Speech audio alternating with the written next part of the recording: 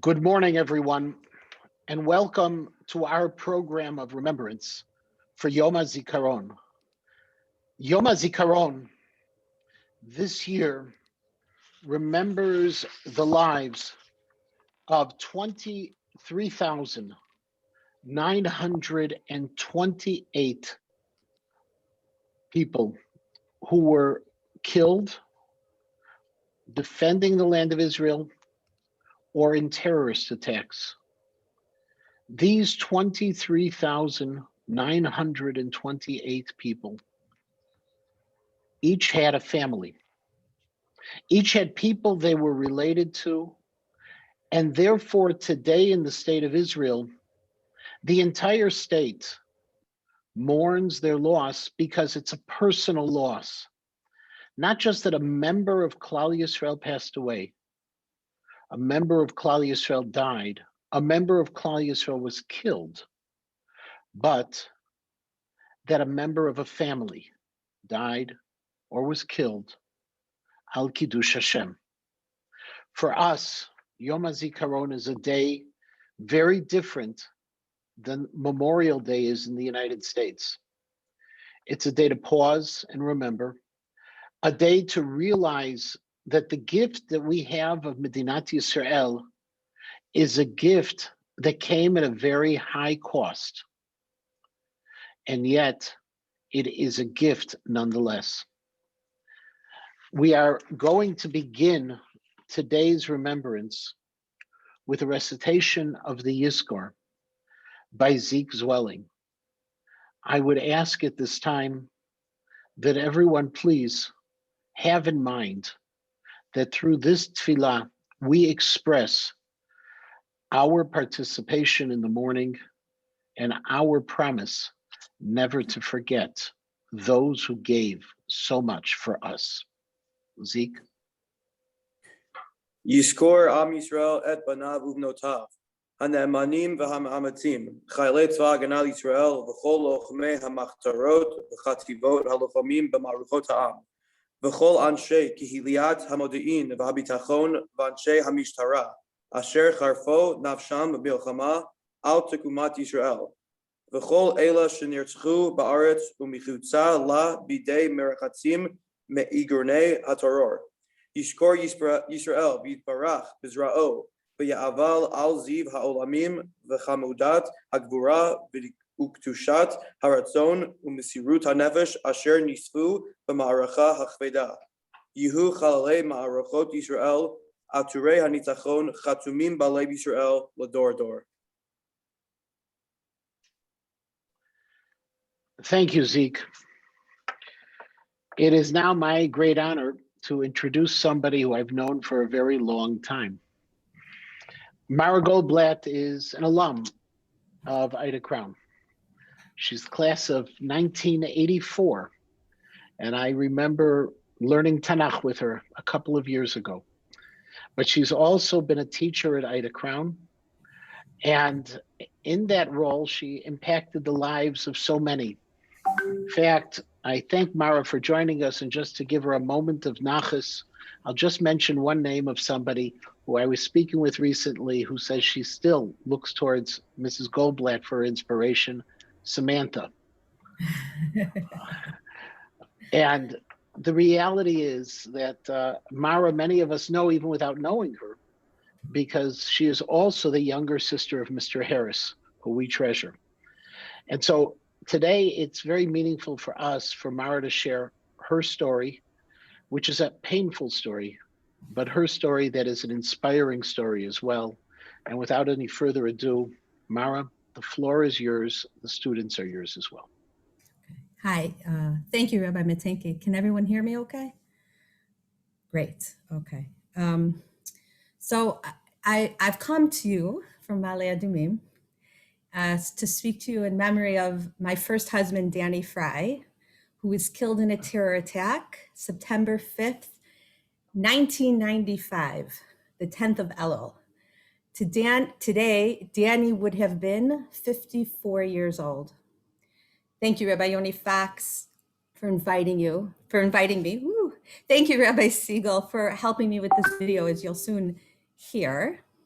Strange that specifically this year I'm doing this, talking about lessons learned, how to work through hard stuff, pain and loss. As you know, Mr. and Harris and I are siblings, and no, it wasn't easy, but that's for another time. At the moment that terrible things happen, it is hard, painful, and nothing takes away that sorrow. But over time we heal. Hashem gives us a gift when he gave us time.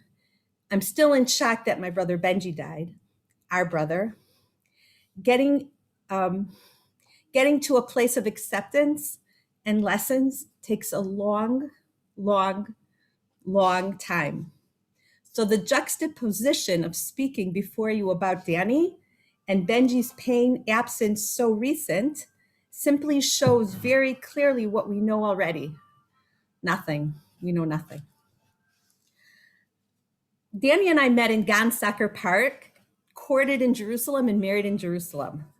He was from England, I from Chicago. We spent time in the old city, and then we were off to a settlement just north of Jerusalem called Malay Michmas. At the time, there were 120 families. We lived there in a caravan for a year before we did the next and final step of becoming the true pioneer, owning a home in Eretz Israel. He was not an extremist. He was just a husband and a father fulfilling his dreams. To describe Danny, I would say he went to a school in London similar to Ari Crown in many ways. The dress code for the boys was a jacket, a tie, and a cap every day. Danny went down in Hasmonim's school history as the only lad who managed to wear his tie for a total of 3 days in his last 2 years of school, and his hat even less. This had to do with his pleasant demeanor. He made his teachers smile in the funny way that he had. Suffice it to say that if he were a student at ICJA, he would have spent many free hours in Mr. Harris's office and still pulled his A's.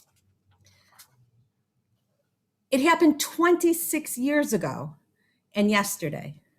Time does take away the deep, painful pit in my tummy where I couldn't eat more than a few measly bites and then I was full up.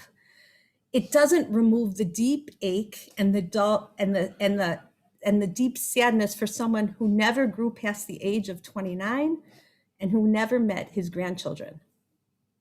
This country has its share of horrors, soldiers killed in service and the victims of terror attacks. I'm going to share with you a video that will describe one person who did so much in his short lifetime. He really was a world unto himself. Each person that we know or that we don't know are each a world unto himself. The pain portrayed in the fact that we have a Yom Hazikaron is unfathomable. I recreate who Danny was to help us appreciate one life and then multiply it by so many others. Rabbi Siegel? The somber air raid sirens wail ushers in Yom HaZikaron, Israel's Memorial Day for her fallen soldiers, security forces, and victims of terror. Between the fallen soldiers and terror victims, I can think of too many that I personally knew that are no longer with us. The following is a brief excerpt from the book about a friend of mine, Danny Freisal, who was murdered at age 29 in his home in Israel on September 5th, 1995. He was an actor, not a stage actor applying the craft of dramatic performance, but an actor, a doer, an achiever, someone who did not practice costumed pretense, but who was propelled by the need to carry out his convictions and fulfill his dreams. Danny was a born leader and teacher. He inspired people simply by being himself. He was always actively involved in youth work. In Israel, Danny ran the Yavna Olami Beit Midrash, worked with the Hebrew University Chavruta program, New Olim, underprivileged children, and Tochnit Shabbat. Through all of this youth work, Danny literally enthused and influenced hundreds of Jewish people through sheer energy and belief. His love of Judaism and love of the land of Israel inevitably affected anyone who met him. Danny radiated pure energy and had the stamina to continually think of the wider community.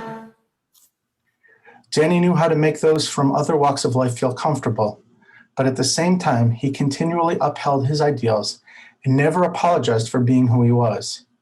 He never judged people. Everyone was worthy of being his friend. He had that certain knack of always making the lonely feel included. Danny was an active role model and leader. He inspired others into action and active participation. It is odd that when people speak about Danny, there are tears, but more often than not, there is also a smile. He had a contagious optimism and unbridled enthusiasm that inevitably rubbed off on all who were with him. He was a good person, genuinely good. Not perfect, but he did strive for perfection. Danny lived out his dreams of Aliyah, Yishuv, and family. Danny did what we all set out to do. He remained a dreamer and pure idealist in a world where dreams are compromised by life's reality and ideals are lost to the time and insincerity. When the siren goes off tomorrow morning, I'll be thinking of lots of people I knew, soldiers, friends, and Danny.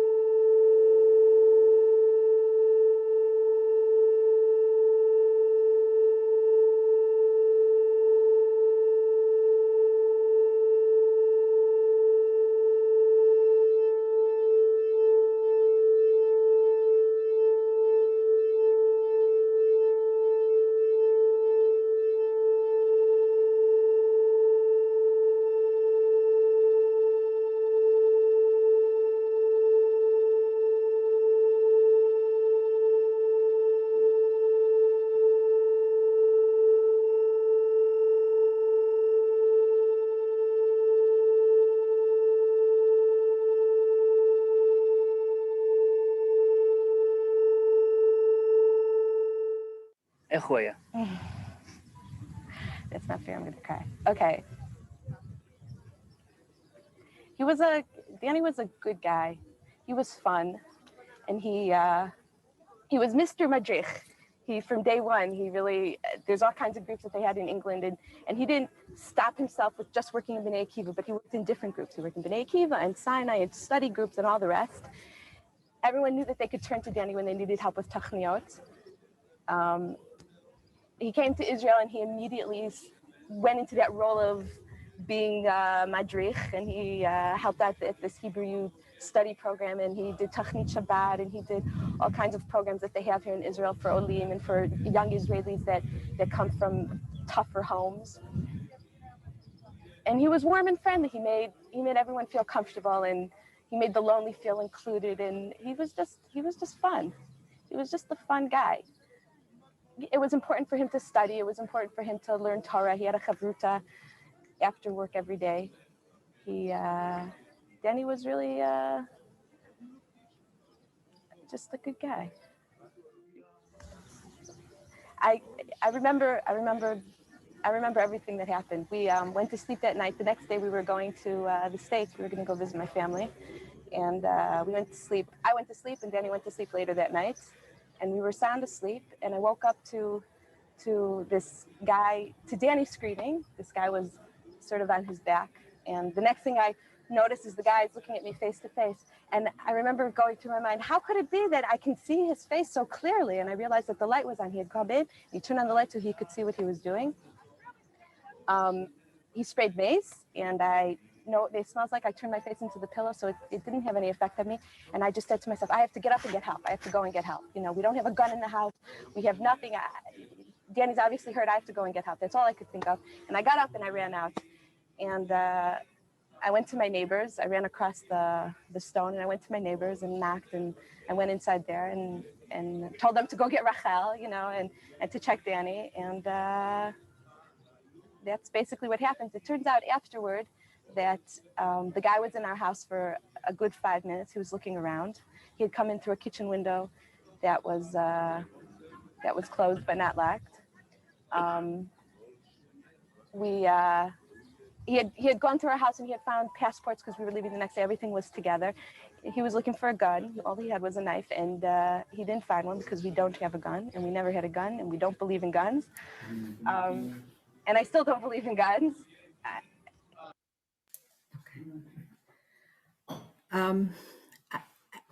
I have to say, it's hard for me to do this looking at, and I teach in Israel and I see a lot of black screens, but is it possible for the classes to turn on their screens?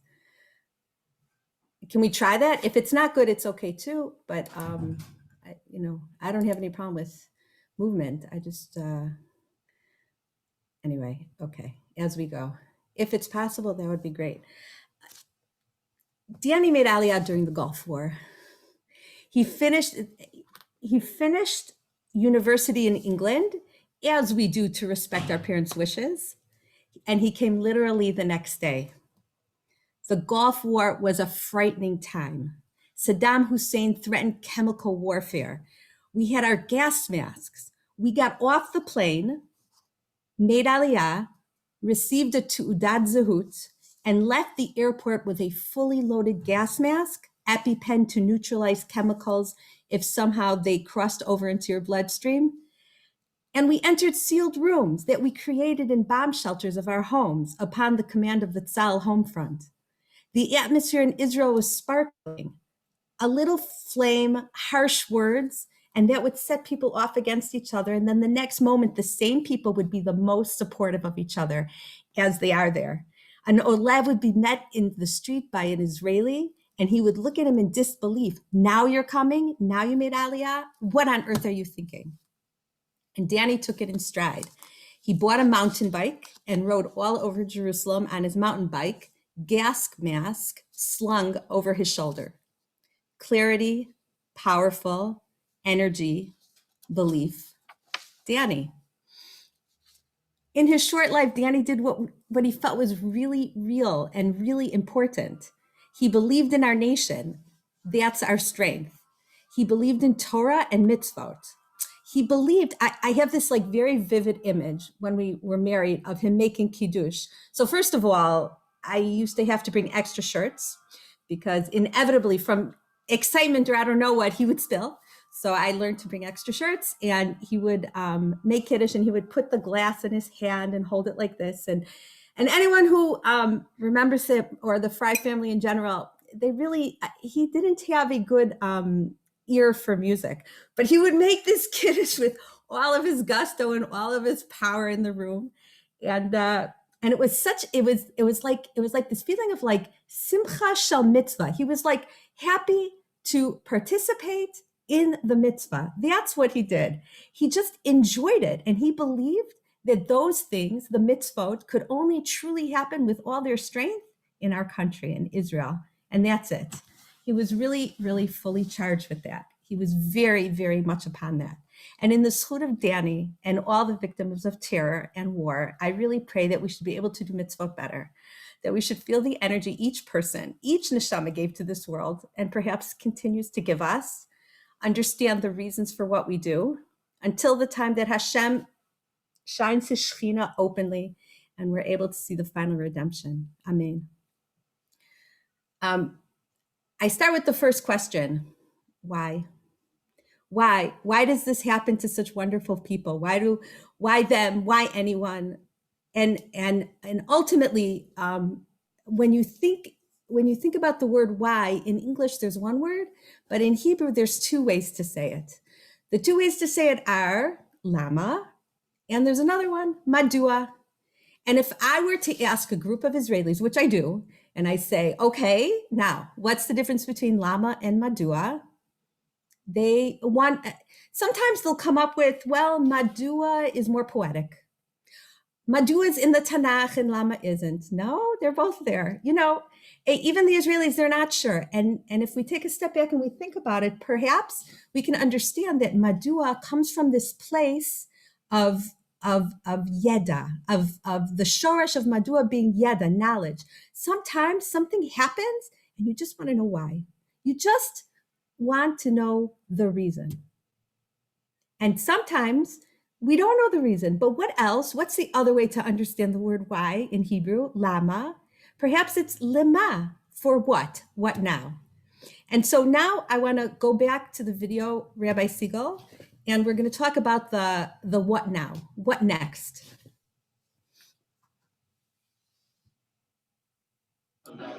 What is the Jewish response to terror? growing, building, creating, establishing, continuing. When something terrible happens, we mourn. We do. We cry. It is so painful. But at some point, we don't ask anymore the question, madua, why?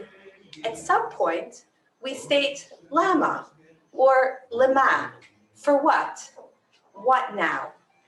When we lived on Michmas, Danny and I would take our Shabbat guests to the lookout point, just across from the settlement. The area is a desert, windy, sandy, very strong sun. From there you could see a commanding view in all directions. It is an especially strategic lookout to the east, overlooking the Judean desert, the Jordan Valley, the northern tip of the Dead Sea, and the mountain range in Jordan. Danny just loved it. Everyone knew that if there were people walking out of the Eruv on Shabbat, it was the Fries taking a Shabbos walk with their guests.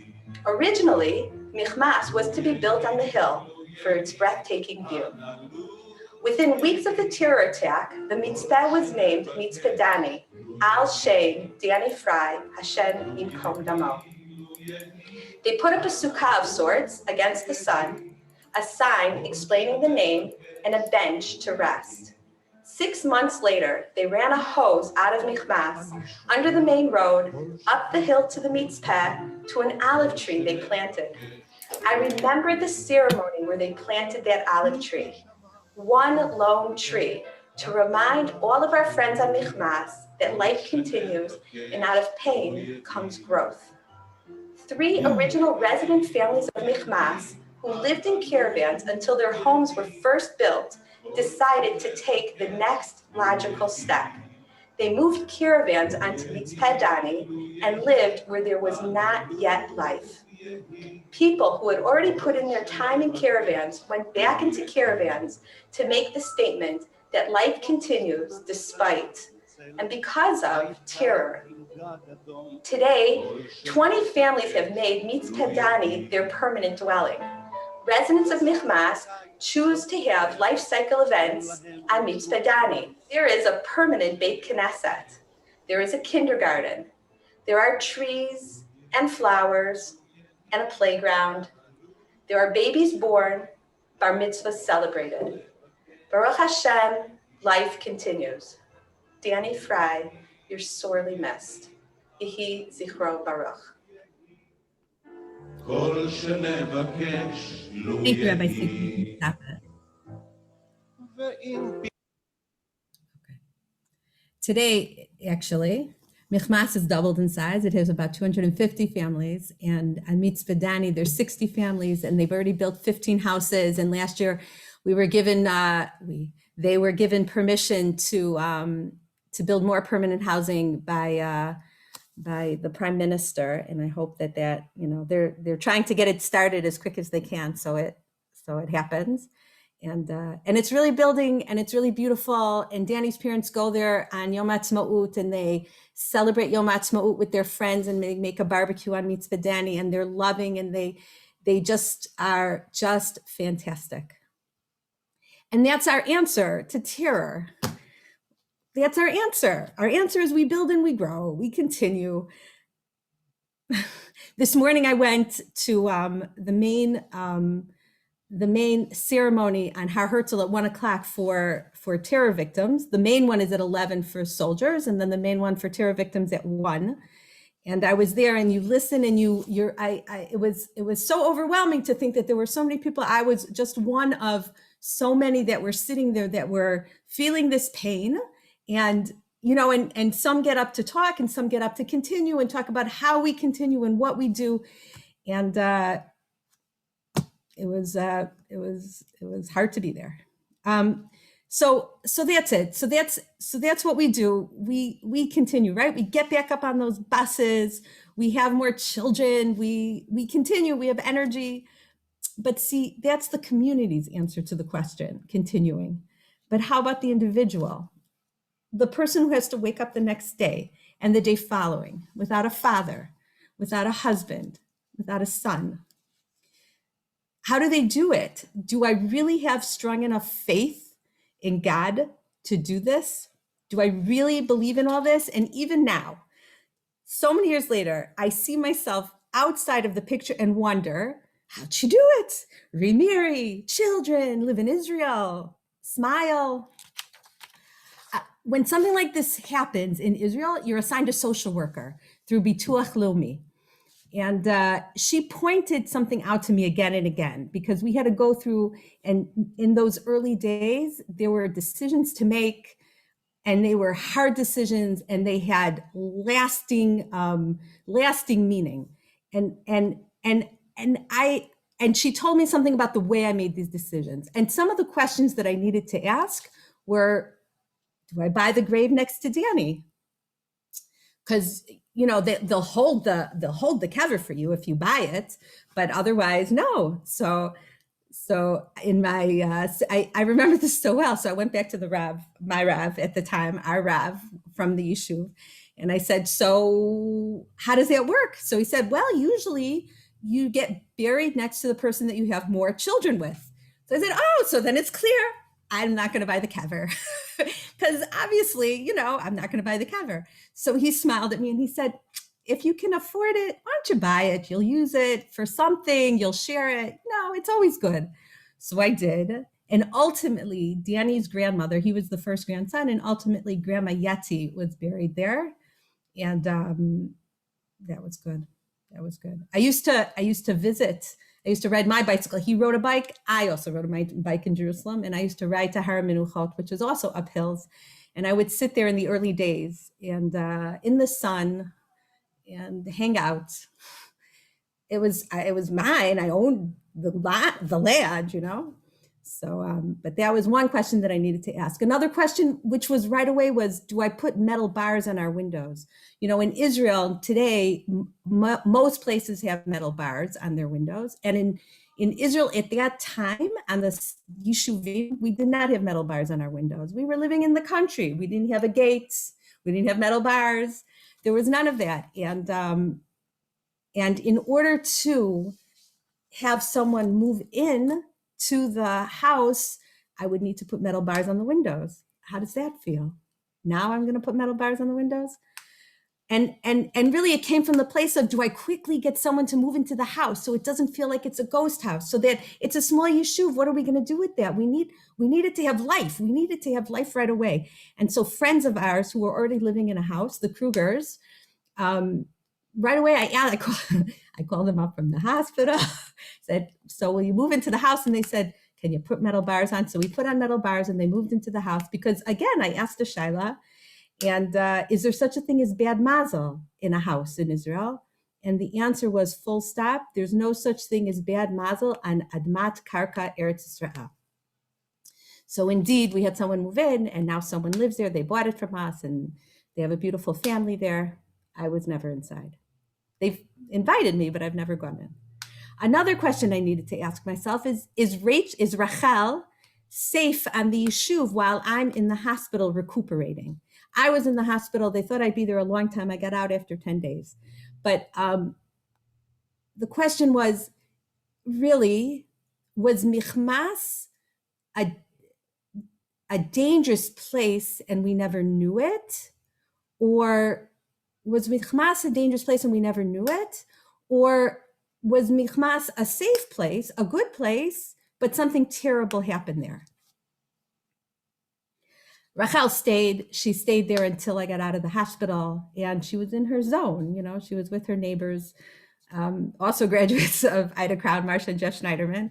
And that first Shabbos, I'm told many things I was told years later, that first Shabbos, I was in the hospital. The Fries were sitting Shiva in Jerusalem, and Rachel was with Marsha. And spontaneously, Sudash Lishi time, people from the yeshuv all sort of gathered in front of the house. And, all the kids were out there playing, and it was really a beautiful day. It was September in Israel. And Rachel is there running and playing with her friends. And it was very, I'm told, very healing for everyone to be there and to see Rachel and to see life and to see continuity. And there was singing and there was speech. They just needed to all be together, and they were all together there. And it was very meaningful that Rachel was there too. Do I let the newspapers take a picture of me in the hospital so that everyone could see I was all right? That's a big thing, right? Or do I want to keep my privacy, which I really just wanted my privacy? And I let them take one picture. And that was the picture that went out. It's so funny, all these crazy things that are going on in our minds when all these crazy things are happening. You know, people, when they came to visit in the hospital, they weren't allowed to be menachem aval. They weren't allowed to come to me and say, I'm sorry about Danny. They said, there's no talking about it. Mara has to work out she has to get out of the hospital. She has to heal. She has to feel better. And I'll have plenty of time. In fact, one person did, I remember, and I don't know, it was, I mean, I was really hurt and everything just hurt 100 times worse. And I realized how smart they were that they said, nobody can do that. I was gonna have plenty of time to mourn Danny. Right now I have to focus and I have to get out. I have to be healthy. And as I was healing, do I go places publicly? Knowing, and it wasn't in my brain, knowing literally that when I walked into the room, the whispering began. Look, there's Mara Fry, whose husband was killed. They didn't know what to do with me. Nobody knew what to do with me. It was so crazy. And I would walk into a room and I knew that they were talking about me, and there were two choices. There was either become a wallflower, not go out and shrink into myself, or walk into the room, know what was going to happen, and say, okay, hello, yes, it's me, yes. So I'm really comfortable on expounding on these questions or a few of other questions later. My point is that I naturally took myself out of the picture and made a decision of what to do, then entered my mind back into myself to execute the action required really, really fast. Because if I didn't do it really, really fast, I would drown. I had this overwhelming feeling of like this black pit of water. And it was like this deep hole of depression. And I knew I wasn't strong enough to deal with it. So I would like dip my toe in and then leave again, and dip my toe in and leave again in order to get things done, knowing that eventually I was gonna have to jump in. If I wanted to be healthy, if I wanted to get back and have a life, I'm gonna have to get healthy and be a fully functioning person. I'm gonna have to jump in, but when I'm strong enough, I'm not strong enough. I'm just gonna go slowly and do what I need to do. But I did that. I really did that. I stood in front of the mirror and I said, you're a widow. And Rachel's an orphan. And I only did it in the middle of the day. I only did it when no one was around. It was just me and God. And I did it because I needed to be able to work through it. And that's what I did, so that today I can stand here or sit here in front of you almost 26 years later and smile and share. And hopefully my sharing will help us all grow, and it'll all be a zchut for Danny. In fact, at this stage, I watch things unfold and cross over and experience these times with real awe of Hashem's control in the world. The terror attack that happened to my family happened in 1995. So many years later, at different times, I can feel the tapestry on the righted side, right? There's like this idea that if you do a needlepoint, anybody do them anymore? Once upon a time when people would do needlepoints, so if you look at the back of the needlepoint and you see the brown string and it goes from here, it comes here, and then it ties a knot, and the green one goes from here, and it's just a mess. You can't tell what the picture is. But if you flip it over, even if just for a sec, even if just for a minute, you can actually see this beautiful picture. But all we see is the mess on the back. We don't understand what's going on. And at certain times, I have this comfortable feeling that I can see the righted side of the tapestry, and that Hashem is in charge, and he created these things the way that they are so that they all intertwine and they all mix up, so that it's supposed to be like that. And I'm going to get back to that because after all, how can I say that? How can I say that it was positive for me to be in the situation that I was? That it was in my, I can't even say it, in my best interests. I don't even know how to say it, that I was married to Danny and that this whole thing happened, that Danny died, his British family, and I forever mourn his death. I have never healing physical wounds. How can I say that it was really the best thing for me, as I talk about only myself. We all struggle. A bitter relationship with a sister or brother, parents fighting in front of us, a sick family member, divorce, too many classes in school, anxiety rules. I wonder why. Then sometimes, if we look for it really hard and we're open, sometimes we can find the why. It could take a day to understand why something happened. Now I realize why I wasn't allowed to come home late that night with all the other kids. They were pulled over by the cops and I was home drinking hot chocolate with my mom, lamenting the fun my friends were having. Or it could take a few years. It was better my parents divorced when I was 10. They both remarried people who fit them. They are both happier for it. And I didn't grow up my entire childhood with shouting and fighting. Sometimes it takes decades, and sometimes we don't see it in our lifetime, but that doesn't mean that the why isn't there. After Danny died, I used to think about the fact that now I had free reign. I could do anything I wanted to and no one would point a finger. I could go backpacking around Europe. I could decide not to be religious. I could do drugs, smoke cigarettes. I could find a boyfriend. I could do all those things I had never done and no one would say boo. It really gave me the space to ask myself, what do I really believe? Do I really believe in God? Really? Truth is, I'm so boring, but truth is I did not try any one of those things, I promise, okay? But I did think about it conceptually, if I wanted to and what that would look like.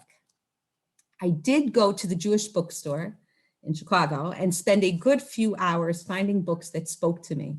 And I realized that all the seeds of belief that were planted by my upbringing and the day schools I went to, my parents and my relatives, and even if the day before the attack, I wasn't sure what I believed, what I really believed, from the moment of the attack, I realized that I had emunah pshuta, simple faith. The kind that says, I do believe in God, I know there's a God, and I know he loves me, without ever realizing it before. And that was very empowering. How from the first moment of the attack did I realize I really had this emunah pshuta, this simple faith the entire time? Well, okay, so Danny fought the terrorists so I could run, and I ran to our neighbors. And we had just recently moved in and there was no grass yet, and the thorns were, they were like, terrible Israeli, Israel thorns between us and them. And I ran across and I'm only wearing, pajamas and no shoes. And as I'm running across, I'm like, how come the thorns aren't hurting me? It was shocking. I knocked on the door and I'm knocking on the door and I see blood on the door and I'm in shock that there's blood on the door. I didn't even realize it. They opened the door, I fell on the floor and I couldn't speak, I was done. Marsha and Jeff had no idea what happened. So Jeff ran to our home and saw Danny was already gone, pulled our sleeping 1.5-year-old Rachel out of bed and came back. I was stabbed 4 times. My lung was punctured. The sac around my heart was cut, my liver and my arm. It took hours in the operating room and 9 pints of blood. When I think back, I really remember. I remember laying on the floor. I remember telling myself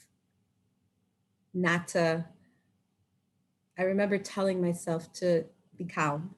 I remember being in the ambulance. I remember the operating room and how cold it was. And I remember thinking, they're gonna cut me and I'm not sleeping yet. I remember that. So I tried to move my fingers so they would see I was still awake. They didn't see it. So I said, okay, fine, I guess I gotta go to sleep now. I remember laying on their floor and I couldn't breathe well. It hurt. I can't check out Danny or Rachel. I have to lie here and be still and stay awake and not fall asleep but lie still and let God take over. Nothing is in my hands, and whatever happened or will happen is totally out of my control. And the thought actually calmed me down, and it was comforting. At a time when I had no control, there was someone who was in control. I remember waking up, I wanted to kill her. I remember waking up from the operation, and my best friend Judy, who lived in the caravan next to us, was there, and she was smiling at me. Yes, she did. She was very smiley and saying she loved me. I pointed at my ring and my belly. I couldn't speak because they had that awful breathing tube down my throat, which we know about now. I thought my questions were clear. Danny, and I was pregnant, baby. She would answer, Rachel is fine and well. She was told not to tell me what happened until they saw I could breathe on my own. So I lay there thinking what the possibilities were. And even before they told me, I had already had this like a mental discussion with God about his being in charge, and I accept it, and together we could be strong. They didn't know how I would react to the information that Danny and our second child were gone. When they finally told me, I laid there and the tears wouldn't stop.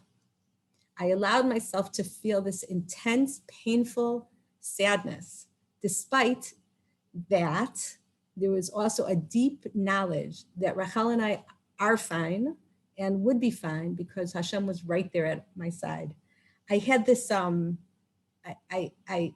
don't know if anybody is a control freak, but I sure am, whatever. And when I felt like I was out of control there, I literally said to myself, okay, I don't know, but here I go. And I said, I'm going to jump. I'm going to jump and I'm going to see if God catches me, literally. And mentally I jumped and I found myself free falling. And I'm telling you, I felt these big hands pick me up and hold me. And I knew that it was going to be okay. I knew that God was there because I jumped. It's that fundamental leap in faith that we all talk about and no one can really teach, but it's there. It's just there. Time after time in those early days, I saw that once I let go of my need to be in charge, I saw God's hand at work. I never felt closer to God than those first months after the attack.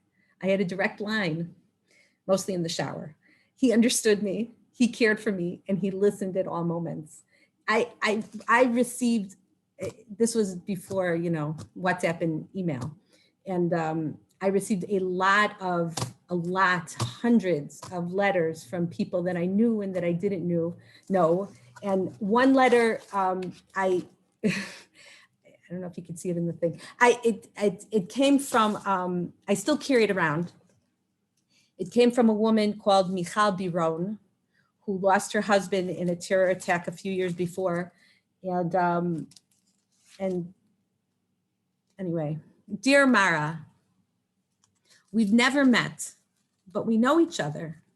I've lost my husband, Harav Shimon Biron, 3.5 years ago when we were attacked near Kfar Darom in Gush Katif. No words. I'll only live to hold your hand. You will have the strength. Hashem gives us the koach to live. Only it hurts to dig inside the soul and find this hidden koach. Somehow you'll live with this unbearable pain. You get used to it. In my heart, the pain is hidden now, a source of special sensitivity. You can live. You can make decisions. You are the only one who knows what's the best for you and your little daughter. Find things that ease the pain. Let yourself be. Do whatever you feel is right for you. Trust your heart and your feelings. Hashem is with you. Hashem takes us with our anger, our pain, our tears. For a long time, at least a year, I couldn't pray. When I got to the point of holding a sitter, I just started to cry. So I didn't force myself to pray. Crying is praying too. Our tears do a lot of good under Kisei HaKavod. Itach, Michal. She's remarried, I guess, a long time ago. And I keep saying, I'm gonna call her up. I haven't done it yet. I will, but we met her. she really, a couple things she said in there were my guide. How is it that someone might stay from through the hard stuff in life and someone else in the same situation doesn't stay observant? How does someone who goes, okay, so how does someone who goes to the Shoah stay from and the second throw it away? Now, God forbid, anyone who's gone through the Shoah, no one can point a finger. Someone's religious, someone's observant, someone's not. Everyone's in different places. This isn't about that at all. But I think about, like, when people go through whatever they go through, I don't know, we go through the same, you know, you're in the same family, you all go through the same experience. Why, you know, besides birth order, what happens? What happens in a family? Why there's kids that go this way and kids that go there? How does that work? So the story goes, Rabbi Gross, the story goes that there's two survivors that meet up, right, from the same shtetl, right? They learned together as kids. They were together as kids, and they both went through the Shoah, and they meet on the other side. I liken it to, I have this, I did a lot of imagery at the time. I liken it to, like, if there's this big, black, dense tunnel, the Shoah. Anybody who's on the outside of that tunnel, as much as people from the inside scream and shout and try to explain, we have no idea. It's too dense. There's no way to hear what's going on inside. We can't understand nothing. We can respect and we of course listen, but we can't, nothing. And the people that are inside, they also, there's no connection. It's impossible. And truly, so many people went through that tunnel, entered, and 6 million less came out the other side. But perhaps when we think about people who went through the Shoah, now I can never say anything to anyone who's gone through the Shoah, but perhaps they can talk to each other.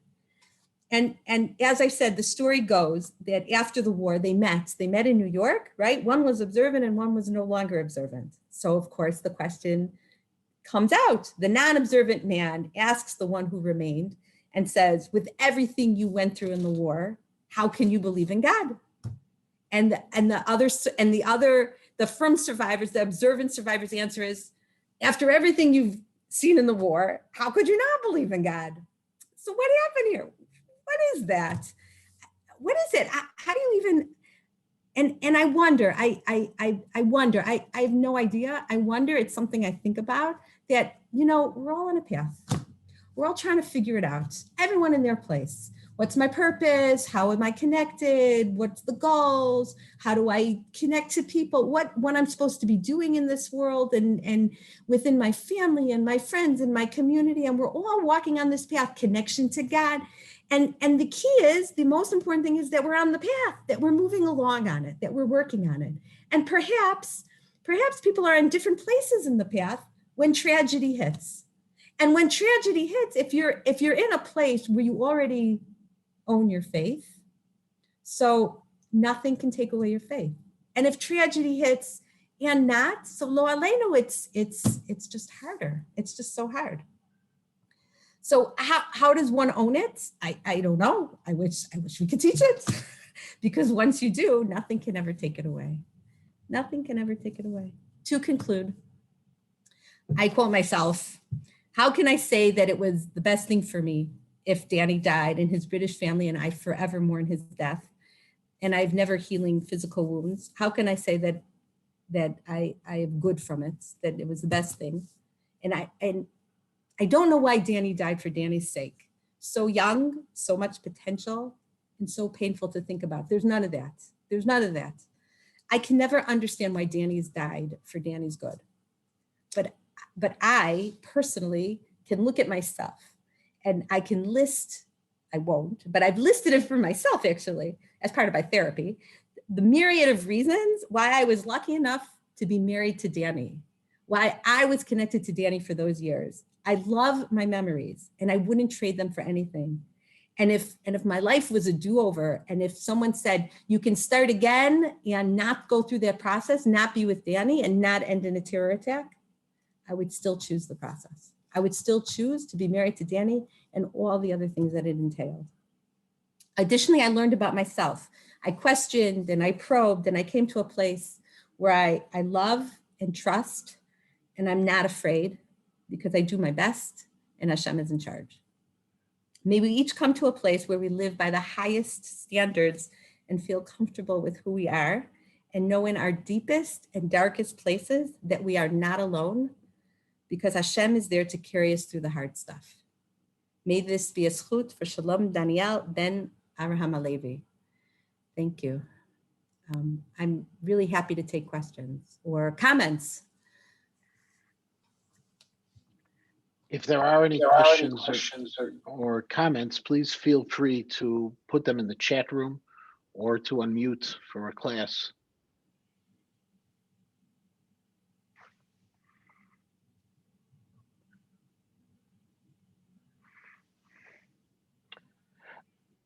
Can you tell us what you're doing nowadays? Sure. My job is I teach English, as Mrs. Goldstein knows, because I've gone back to her a few times asking her for stuff. I teach English in high school in Ma'ale Adumim, in a secular high school. And it's great for me because it's out of my comfort zone because I'm religious, and it's secular, but it's great for me and it's great for them, and it's just a pleasure, and I really enjoy that.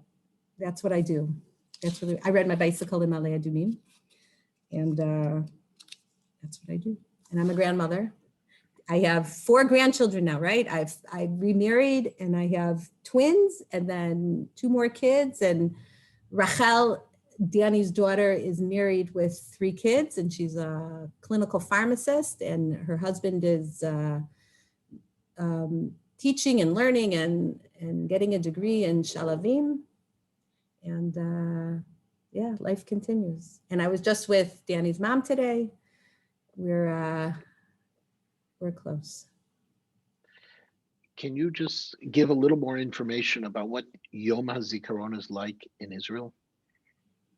Yeah, that's a good question. I can give you my personal, it's complicated. Like today when I was driving at 11 o'clock when there's the siren, so part of the experience when you're driving at 11 o'clock on Yom HaZikaron is you stop your car and you get out of your car like everyone else and you stand by the side for the siren.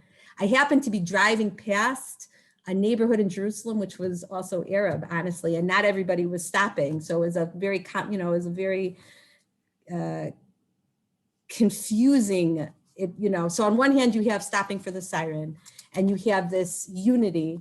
I can say that I think that for me, my first Yom HaZikaron after Danny died was the meaningful one for me. I had decided I am not celebrating Yom HaZikaron. I don't want to have anything to do with it. And I was driving to my sister-in-law, Danny's sister, Rena. I don't know what we were going to do. And silly me, it was in the days before Waze, and I drove past Har Herzl, where the main ceremony is. And everyone came to us. It was like 10:30 in the morning, the siren's at 11, and everyone came to a stop. There was nowhere to move. And I just, at that time, everything that happened, I said, well, clearly this is where I'm supposed to be. So I got out of my car, and what was powerful was that I'm walking toward the entrance, and there was a religious people in Strymals walking toward the entrance, and there were young kids, and there were secular, and there were people in their 80s that were probably coming to visit the cemetery for people that died in 48 and 67 and 73. And we were all walking together, and as you walked toward the door, you would look at each other, and I felt this support, this sad, pained, but support that we're in it together. And that powerful feeling is the feeling that's why we're in it together. And I don't have that. I mean, not picking on Chicago. Chicago is a wonderful community, but that strength I brings me and keeps me in Israel. As positive too, obviously. Are there any other questions for Mara? It's hard, this Zoom thing. I have to say. Next time you'll have to come and visit. Yeah, Ida Crown will be happy to bring you. Ooh. If there isn't, it's my privilege to call upon some students. Rachel Schwartz will begin with Tehillim, followed by a Kel Malei Rachamim for Tzahal by Isaac Eifman, Mishaberach by Inon Gurvich, and a Kel Malei Rachamim by Moshe Ladkin with a Tfilah L'Shlom Hamdina by Ezra Landman Fagelson. Talmidim, please step to the mics.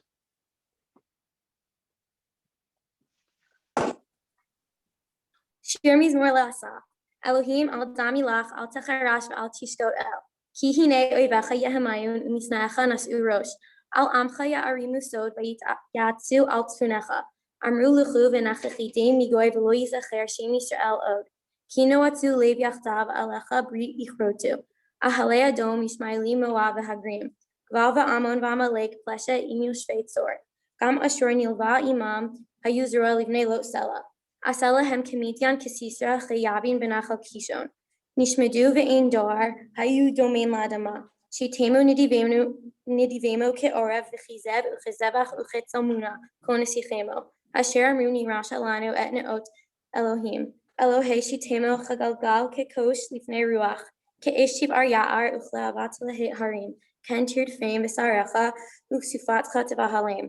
Malei fnehem kalon v'yivakshushim chadonai. Evoshu yibahalu ade ad v'yechapru v'yovedu v'yit'u kiyat hashimcha Adonai levatcha elyon al kol haaretz.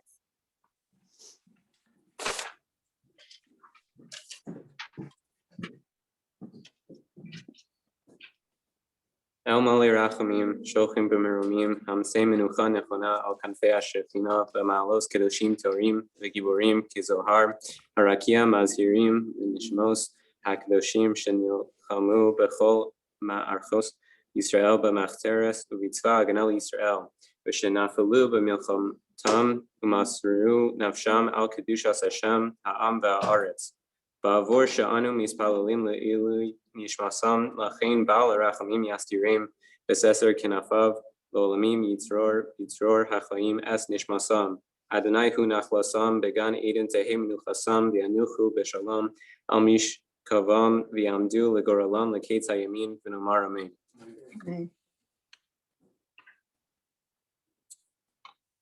Misha Berach Abatenu Avram Yitzchak Yaakov Hu Yivarech Et Chaylei Tzva Haganah Yisrael V'Omdim Al Mishmar Tzenu V'Arei Eloheinu Min Gvul Halvanon Val Midbar Mitzrayim Min Hayam Hagadol Ad Levo Ha'arava Ve'Yabasha Ba'aviru V'Yam Yiten Adonai Et Oveinu Hakamim Aleinu Nigafim Lifnehem HaKadosh Baruch Hu Yishmar V'Yatzil Et Chayleinu Mikol Tzara V'Tzukah U'Mikol Nego U'Machla V'Yishlach Bracha V'Tzlacha B'Chol Masei Yadehem Yadber Sonenu Tachtehem V'Yatrem B'Chet Yeshua U'Bater Nitzachon V'Koyam B'Hem HaKatuv Ki Adonai Elohechem Alech imachem lilachem lechem imoyvechem leoshiatchem v'nomar amen.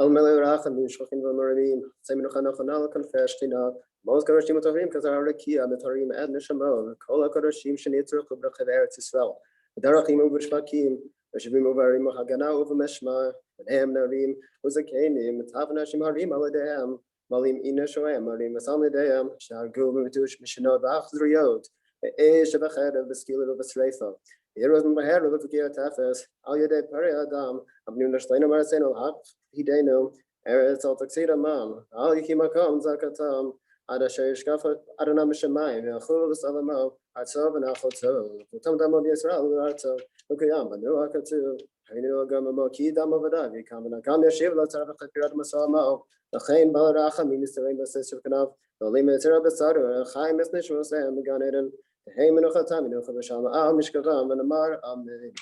Amen. Avidu Shvashmaim, Suri Yisrael V'Galo, Rech Et Medina Yisrael, Rishish B'Chak V'Latinu, Hayel Lev Rachastecha, Pros Elas Ukash Lamecha, Shlach Archa Mitcha, Roshea, Srei Vetzev, Vetzea, Laknem Mitat Tulam Yofanecha. Chazet et idei min ne'eretz kashinu, achlim Elohinu shua, ועטרת ניצחון תעטרם, ונתתה שלום הארץ ושמחת עולם יושביה. ותכין כל בית ישראל, וכל בכל ארצות פזריהם, תכלוליכם מהרה כמיהות צאן ירך, ישרים ישכן שמך. כך כתוב בתורה ובשבתך, יהיה נדך תצא שמיים, שי צמך עיני אלוהיך, שי צמחך. יבחר עיני אלוהיך אל הר אשר ישוב בתך ושתה, ביתך וברך בביתך. ואחי לבינו ליבה לרע לשמך, שרי כל דברי תתך, שלח לנו מהר עבדווי שך צדקך, דום מחד כיס ושותך. כפה והדר גבול וזך, על כל יושי תל וזך ואמר, כל אשר נשמע פה, אדוני הישוע מלך ומלכותו בכל משלה, אמן סלה.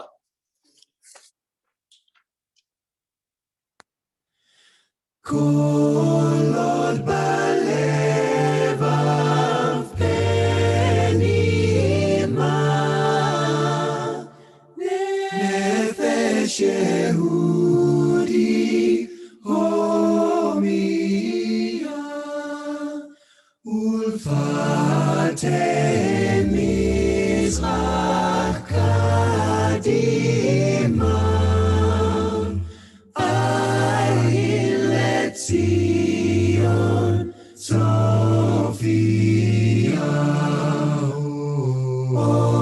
לא אבדה תקוותנו, התקווה בשנות 2000, להיות עם חופשי ארץ ציון וירושלים, להיות עם חופשי בארצנו, ארץ ציון וירושלים.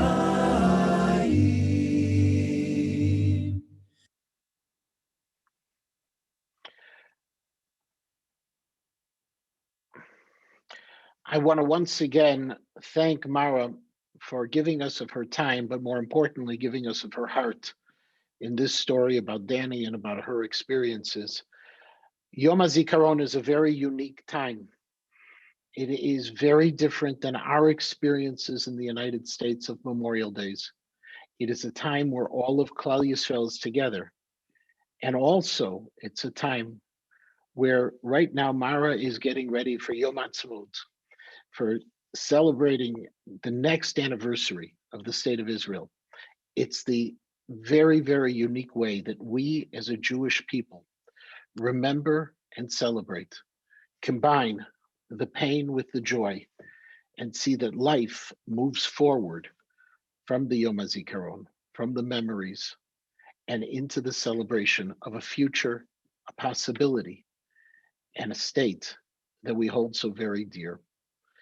Thank you all for attending, for participating, for listening so carefully, for being moved by Mara's words. And now we're going to move forward with the rest of our day.